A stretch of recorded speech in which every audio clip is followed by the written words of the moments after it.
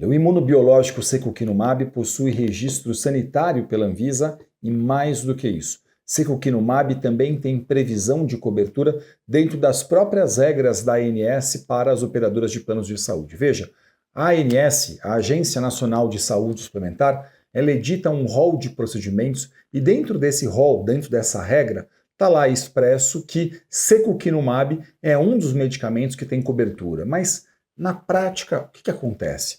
Por que ainda tem operadora de plano de saúde que recusa? Eu sou Elton Fernandes, eu sou advogado especialista em plano de saúde, professor de pós-graduação em importantes instituições da área e autor de livro jurídico. Hoje eu vou tentar desmistificar um pouco para vocês sobre as regras do setor dos planos de saúde.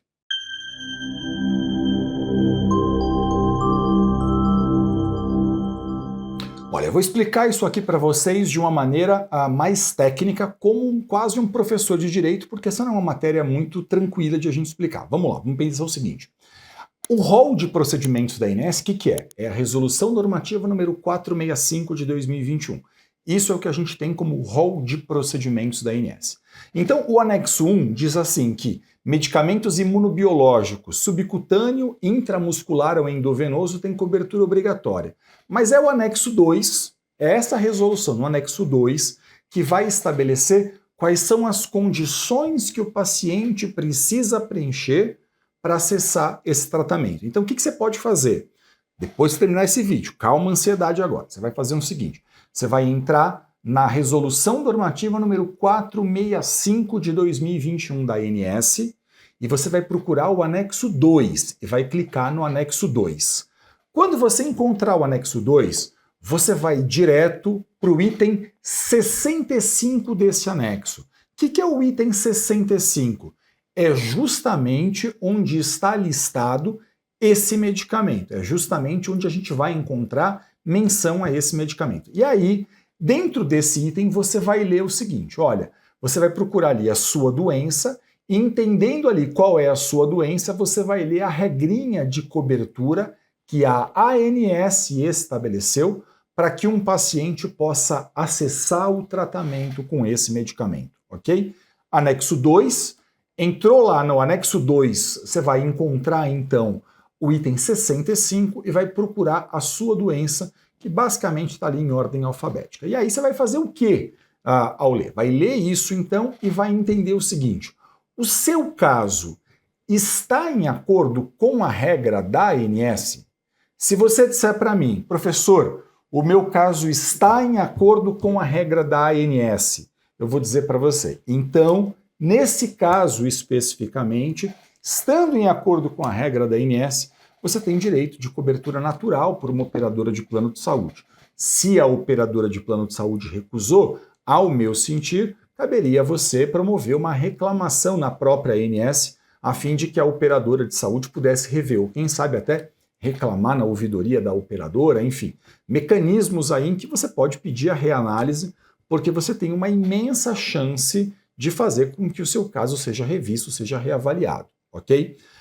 Aí você pode dizer para mim o seguinte, olha, eu entrei na regra da ANS, fui na resolução 465, encontrei o anexo 2, fui no item 65, encontrei a minha doença, mas meu caso não está em acordo com o que está descrito ali por alguma condição, por alguma particularidade. Ou você pode dizer para mim, esse medicamento está ali descrito para outra doença que não propriamente para minha doença.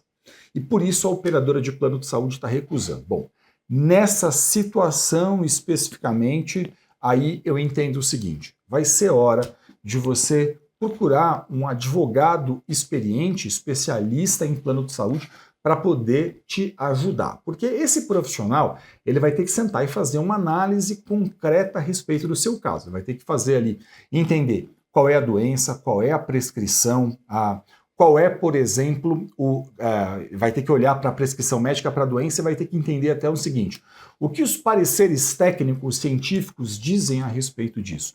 Porque essa análise, que às vezes ela até resvala muito numa análise técnica médica, vai ser, sem dúvida nenhuma, muito importante para um advogado fazer, para que ele possa saber como ele vai te ajudar. O que um advogado pode, numa situação como essa, fazer? Eu digo isso dentro da pós-graduação. Ele pode, por exemplo, primeiro, formalizar junto com você uma reclamação na INS, formalizar junto com você uma reclamação no plano de saúde, se você quiser, se o seu caso, por exemplo, está em acordo com a regra da INS, né? Porque a gente pode pensar o seguinte, de acordo com a regra da INS, compete à INS fiscalizar.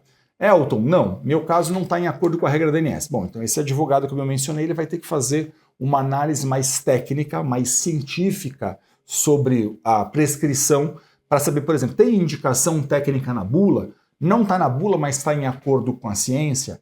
Essa análise é absolutamente essencial a você. Por que eu acho importante que você faça isso? É porque, veja, a lei dos planos de saúde atualmente, a lei 9656 de 98, ela diz que mesmo não estando, se um procedimento ou um tratamento não está em acordo com o rol de procedimentos da ANS, mas está em acordo com a ciência, a operadora de plano de saúde deverá custear o tratamento. Veja, a lei chega a usar essa expressão, deverá, ok? Essa não é uma expressão que eu estou aqui utilizando sem que eu tenha pego ela de dentro da regra. Então, notem o seguinte, mesmo fora dessas condições estabelecidas pela ANS, mesmo que um tratamento, um procedimento não esteja exatamente em acordo com o rol de procedimentos da ANS, a lei ela está fazendo uma expressa menção de que, se não estiver no rol, mas estiver em acordo com a ciência, a operadora de plano de saúde deve fazer a autorização disso.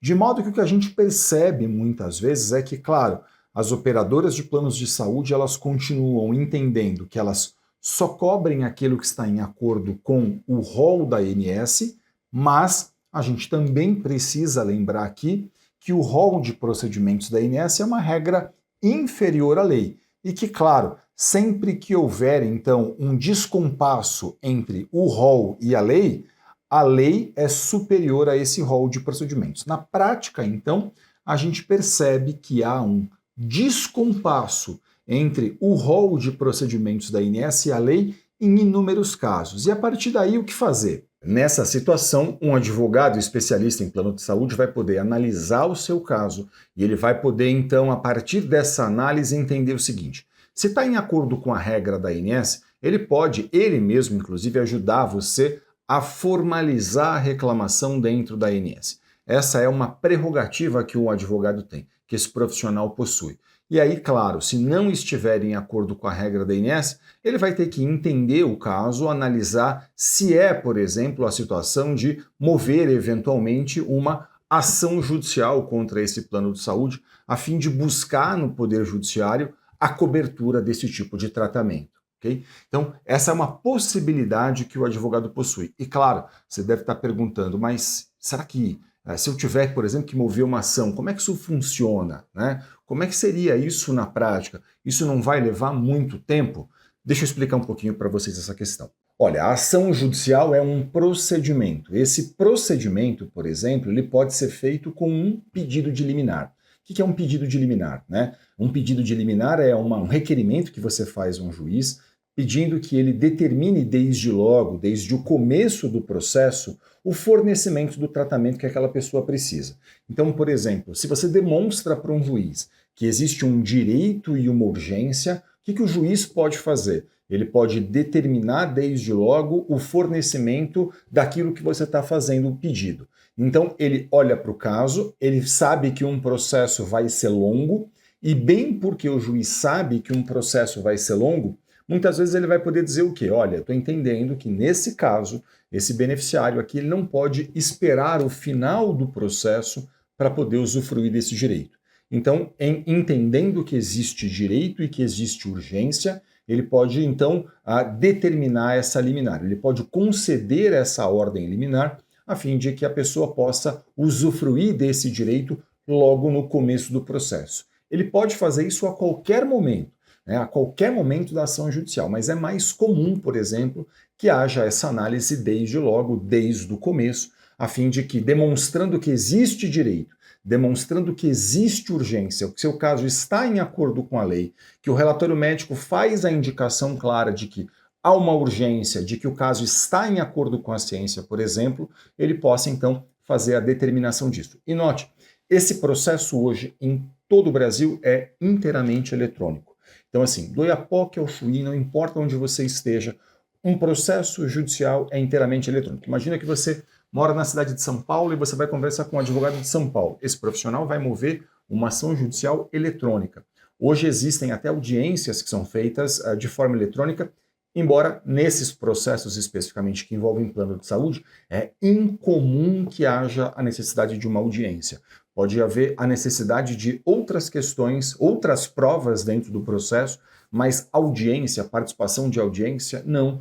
Em geral, isso não é feito, mas, claro, é sempre muito importante que você converse com um profissional especialista em plano de saúde, a fim de que esse profissional possa analisar as particularidades do seu caso, entender se cabe ou não, qual o caminho vai percorrer, se entender que cabe, e esse profissional vai poder orientar você em acordo com as especificidades do seu caso. Você vai poder dizer para mim eventualmente, mas eu não conheço ninguém que seja especialista nisso. Deixa eu falar uma coisa para vocês.